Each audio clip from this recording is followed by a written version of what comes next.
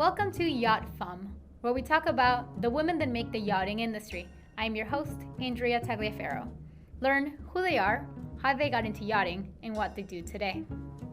Today joins us Natalia Langsdale, luxury specialist at Langsdale Limited. Natalia develops marketing events for yacht clients and other clients in the luxury sector. In her spare time, she serves as an executive assistant to an ultra-high net worth individual and as an ambassador to Njord by Bergman Design House. Natalia started her career in 2008, working at a yacht brokerage, then worked in the business aviation, and after returned to yachting, launching her company in 2015. All right. Sounds good. Here we go. Hi everyone, welcome back to Yacht Femme. I'm here with Natalia Langsdale. I am super excited. She's the one that got me into podcasting and interviewing all you amazing women. She interviewed me on her podcast show.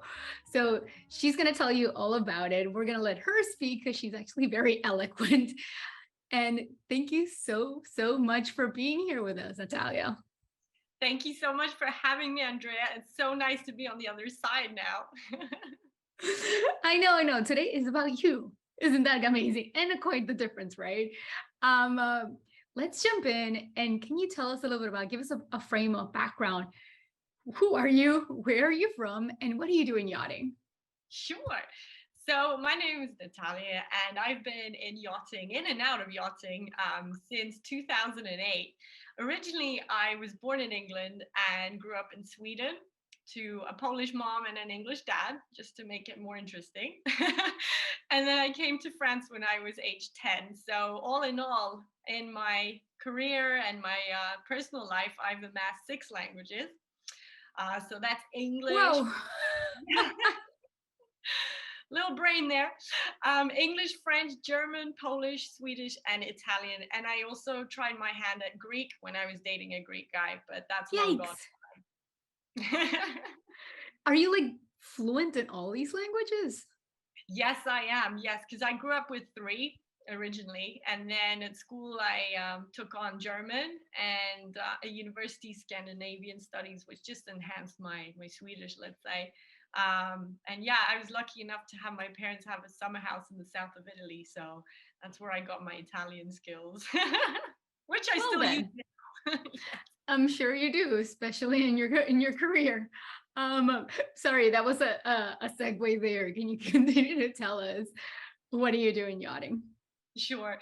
So originally I dipped into yachting working for Fraser Yachts and Camper Nicholson's, and then went into business aviation, and that led me on to having my own business, which I opened in 2015, which was marketing, events, and like PR agency.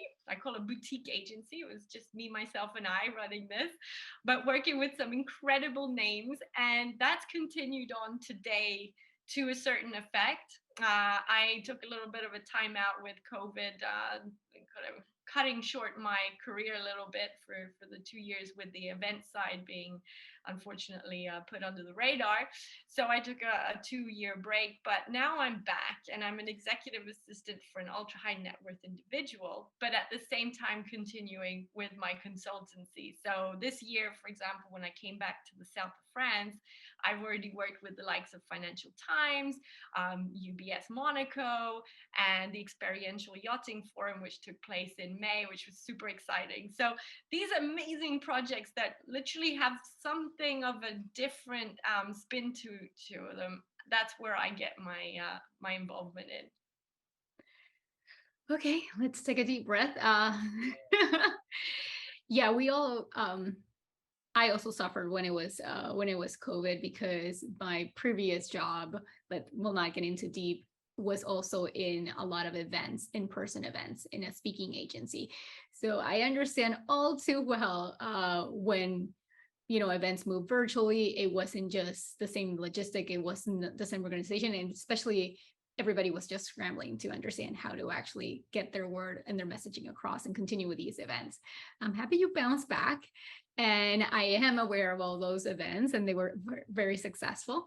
That's why I started talking to you again, because I was like, oh my God, what is Natalia doing again when your name kept being dropped during this year? Congratulations on bouncing back. Can Thank you you. tell us, you said you started in London and you are from London, but how did you get into yachting? How did you even learn about yachting, or were you surrounded by yachts growing up? Sure. Yeah, I was first of all surrounded by it as I grew up here in the south of France. I came when I was 10, so seeing these beautiful yachts in the marinas out at sea, you kind of get awed by the beauty of them and the lifestyle that it might imply. But actually, I studied in Edinburgh, and my direction was meant to go into EU studies, but I became really sad that I wasn't in the south of France and I really would come back. So, having had a career in logistics, my mother, as it happened, was in contact with a broker at Fraser Yacht, and they were involved with a quite an impressive client deal, and spoke with the broker and said, "Do you have a job for my daughter?" And that's actually how it happened. Now, it didn't end up in the south of France, it was in London, but it's yachting all the same, and Fraser Yachts is an amazing company to work for. So that's how I came into it as an office manager. But my heart was very much in marketing, because in the previous career I'd been in, it was very marketing orientated. So I always tried to come up with amazing ideas for the marketing team based in Monaco, and they looked up to that and took some of my ideas on board, and I was allowed to participate more in the marketing side as well as doing the office manager role. And it was a small team, so it was really, really cool that way. And then it developed. I'm actually super curious if you could, I know um, uh, we didn't talk about this before, but can you give us like a quick timeline of like your career from Fraser Yachts, London, now South of France again, and she was just also telling me about this road trip she's doing soon in personal, but she's definitely been all over the map. So a quick timeline would be great. Hmm. It's hard to capsulize it all because it's like all over. But okay, so started with a logistics company in the south of France, moved to Ireland to do the master franchisor marketing role over there, then moved to London, did my years there with Fraser Yachts, and then got headhunted by a business aviation company, the manufacturers, called Hawker Beechcraft, based in London. But then in 2012, I moved to the south of France. And then I joined Camper Nicholson's. I was with them for, I guess, 2 years. I was heading up the PR and the communication side, because the lady who was in charge was on maternity leave. So I got that opportunity to get in. When she came back, they wanted to keep me. But then I was like, oh, I kind of missed the business aviation world, and joined Boots and Aviation. And then I was there for 2 years doing the Boots and Aviation marketing for them, and also Boots and Design. And after that, 2015, yeah, is when I opened up my own company and worked with the likes of Sabrina Monte Carlo, Ruag Aviation, UBS Bank, all these wonderful brands. And then, yeah, 2018 is when COVID happened. Yeah, I'm lost now. Yeah, it actually is, at least in Europe. Here we had it into 2019. Yeah, they're my right? fluff years. I kind of like blanked them out of my life, if you like. Yeah. And then, yeah, came back here beginning of this year, 2022. Oh, and also I didn't tell you in my original story that because it's so brand new, is that I'm brand ambassador also for Njord by Bergman Interiors. They do amazing interiors on all sorts, yachts, homes, properties, hotels, something just out of this world. I just love it. And that's why it's also new. I forgot to mention. That's what I thought. It was going to be very interesting. You're definitely a chameleon. A very rich background, definitely all in high luxury. So it still all comes back to the same backstory, professional background, but very, very rich. I love the aviation part. I think not everybody, in yachting, you do see it and it's still around, but people that have been working specifically in that one and in yachting, I don't think a lot of them have that mix, at least not a lot of the people that I have spoken to. Let's break it down to, can you describe your current role, or even give us like a day in the life of Natalia? Yeah, well, I'm very much obsessed with social media, so you'll find me lurking around the LinkedIn and commenting, following. So that's what I do first thing in the morning after my breakfast. I also take my little doggy for a walk, and that's great to just get my ideas and thought process into gear. And as I'm a flexible executive assistant, it means that my day is never the same. So I get the time for myself as well to work on other projects that I'm maybe envisaging or in the or are in the pipeline, so to speak. So yeah, I mean, a lot of the time it's strategy and brainstorming. Like I love that. Even when I have a conversation with clients, my brain just ticks, ticks, ticks, and I take notes. So it's sometimes I go in prepared, yes, but then throughout the conversations that I have throughout the day, I get inspired and I note things down, and then yeah, I kind of get in touch with people that I feel are of value. Or one thing that I definitely do every day is find someone in my black book, address book, and contact them and somehow give them a point of value, because I find it so enriching to get back into your network, having not been in the zone, let's say, for 2 years, and just getting back and saying, hey guys, did you think about this or that? And just giving them like the carrot and the stick for them to think about something. And then hopefully they'll bring my services in, or they'll be very grateful and say thank you, that was really useful to me, and then remember me down the line for something else. So that's pretty much how my day looks like. I'm sorry it's a bit ad hoc, but that's my life. The chameleon life, nomad life. I think that's something that we should all take as an advice for our daily lives, even if we're not in PR and marketing, doing strategies for other people, at least staying in contact with others. This is something that came up so much when we were doing the podcast during in the middle of the pandemic, was how are you staying in touch? And when you were asking me if I was going to Monaco, I really highly doubt that I'll go, but my main reason for going to those is to seeing people like you and actually just talking and seeing what other people are doing and networking face to face and then leaving. So that was what I take from those shows and what I will miss. But getting that black book for professional reasons and just scrolling through and seeing how to give back is a great way to look at it. I will steal that one from you. Copyright Natalia. No. Oh, for sure. Don't worry. I love sharing. I love sharing any advice, or, I mentioned also in the notes there that I held a presentation for some luxury students at the Munich Business School. And that was so enriching, and just giving back and seeing how the eyes were lightening up was really a moment of, wow, eureka. I did all this throughout these years, and then I can give back to someone who's actually interested and wants to learn. Amazing.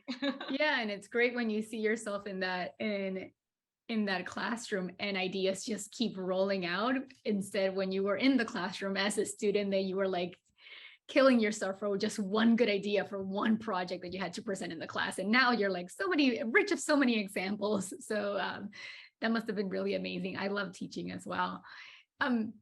Can you tell us, this might be a little bit hard because you've done so much, but what has been your biggest accomplishment? Let's narrow it down to in yachting.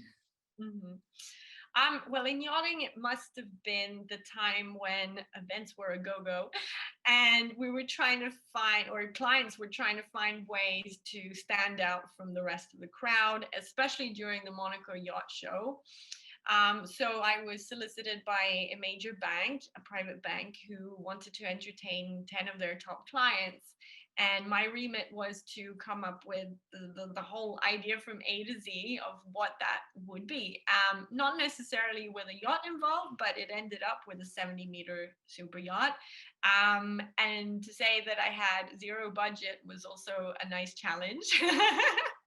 But I pulled it off because I'm really great at strategic partnerships and I understand how synergies work. So I managed to pull it off with having a professional golfer on board, and we're working with an aviation company as well, and they brought some out of the world experience involving helicopter travel. I cannot disclose. I've signed an NDA. Even these Natalie, years. I think the real question is, how have you not been invited to all these amazing events that you were pulling off? I got zero budget too. Like, give it to me. I know, right? Well, they were limited to 10, but I guess the moment, I mean, how do I measure success on that event is not that I managed to pull off the budget and all that. I mean, zero budget event. It was That's more, still a high, a high yeah, thing. we're Very still big, important important part of the whole process. Okay, zero budget. Yes. right. Well, I guess for me, it was more a more personal experience in that I had well, everyone came at the end and were very grateful and thankful. And luckily I was there to see their joy and participation because they were playing golf at sea. So blue was the new green, if you get my gist. Okay.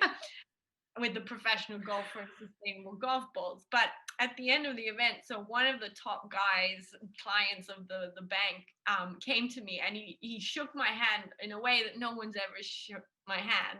And I just That's got sweet. like, yeah, I just got like teary because I was like, oh my God, I managed to pull it off and he's happy and that's just amazing. And he said, I want to tell And my keep it together. Keep it together. They can't see this. exactly. And then after that, the private bank were so happy with my services and what I'd done that they pushed me and said, okay, next year you have to beat this. I'm like, oh my God, stress. How am I going to do this? But we did, and we have continued doing so for several years. And in fact, even this year, I got contacted again. So it's really nice. This is what That's is my definitely rewarding. highlight. Yeah, That's a good yeah, one. Really good yeah. one. You said you've been in the industry. I guess you said 2015, was it? Since 2015 that you started at Fraser Yachts, or 2015 was when you started your own company. That's Right. right. So 2008. 2008 that you started, you've been in yachting. So, okay. So it's been a couple of years. Have you seen any changes in the industry, or where do you even see the yachting industry going? Yeah, sure.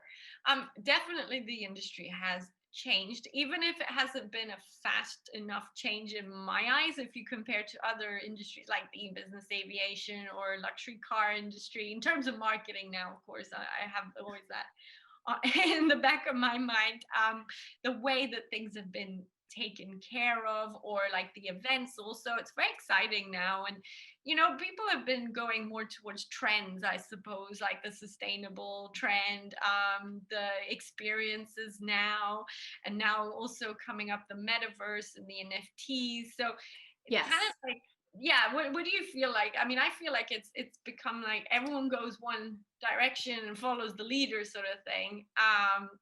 And then somebody else comes up with something else. They're like, oh, we have to change direction now. That's kind of how yachting has gone for, in my eyes, that it's been follow the leader type thing. And also one important aspect I'd like to add also, which is important, is that gender equality within the yachting industry. And recently I was invited to join 30 ladies at the Yacht Club in Monaco to discuss and come up with new initiatives of how to break that barrier and also make it more inclusive for women. And we're not saying taking like feminism a go here and replacing men. No, it's working together with the guys and just making it a more fair environment. And this is something spearheaded by Marcella. On board with Marcella, everybody knows her. Yeah, I saw the pictures. I was so sad. She reached out to see who could I suggest for the lunch, and I was like, me, I want to be there, but I'm so far. I'm now in the West Coast of America in Los Angeles. So, but I did see the pictures. I would have loved to be in a fly on the wall to have heard the brainstorming that went on and what ideas came out of that. I'm so happy that you guys are like pushing for that. And I agree with you. It's not about feminism. At least I'm not a feminist, to be honest. I do just like things to be equal. Yeah, exactly. And I think, other industries are very good at that, and we're getting better at it. And I think yachting is, as always, is sort of like the last boat coming in on initiatives that are of importance, but they are doing it. And I think the younger generation, like Marcella, I mean, younger, she's not the youngest, but well, you know what I mean. Well, thank you for calling us the younger generation. I will take it. But I actually think this digital yachting, accepting the digital world and social media that you're on every day that you were saying is giving us a leg up Yeah. because we haven't been able to be confrontational to get our point across. But now it's hard for them to ignore us when we are bringing so much traffic to even their own platforms. It's hard to say no when you actually have data to back up your success. So it's like a good way of like getting in there without actually having to like openly having to fight and say, you know what, you were just talking about like the most successful people in yachting and you put like 30 people on your magazine on your cover and only none of them were women. How is that possible? How did you not think this was wrong?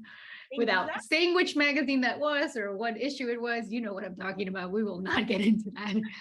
But it's the same with the events, you know. I mean, organizing these events and seeing zero ladies or one lady on the panel, it makes me sad. It's like, well, like we don't have a voice or something. We all have a voice, and also the ladies, may I add, who were in the lunch, very interesting. A lot of them I hadn't even met before, and yet they are considered powerful in their ways, and they had amazing stories to say and share and insights to give. And I think that's refreshing, that we're moving away maybe from the traditional people that we always see and giving some other ladies or people a chance to speak.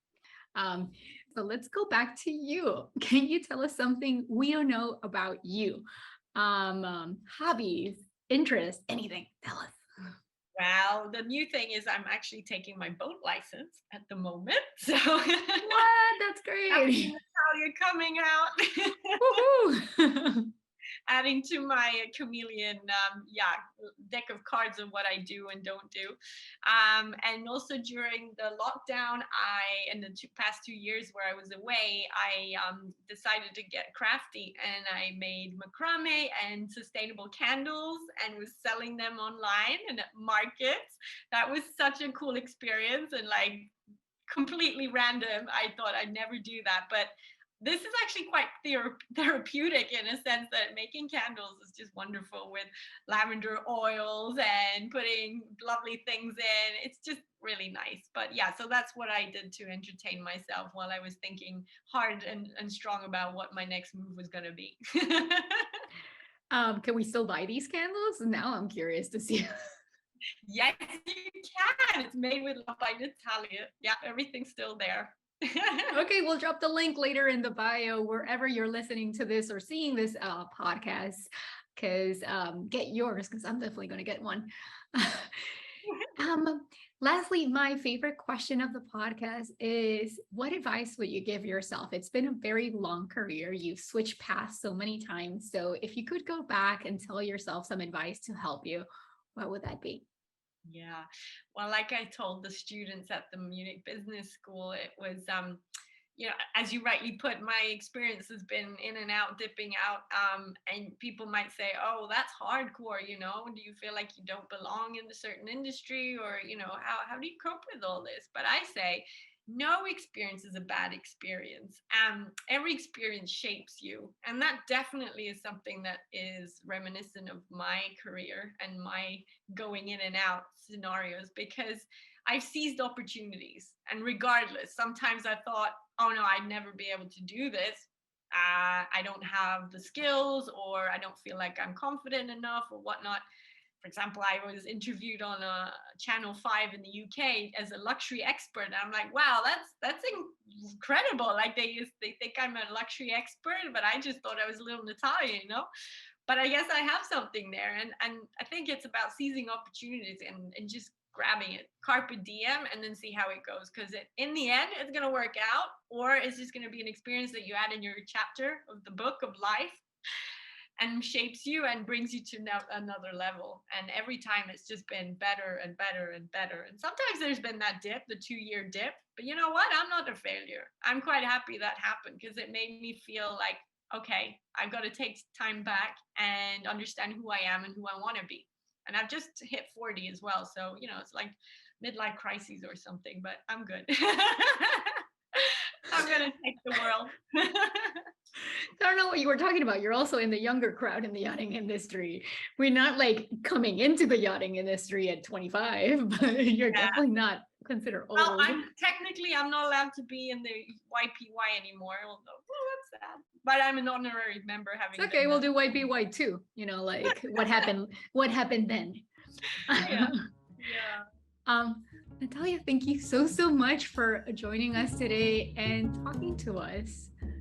Thank you so much for having me. It's been a real pleasure, and I enjoyed being on the other side, truly. Well, leave you guys and have a wonderful day. Thanks.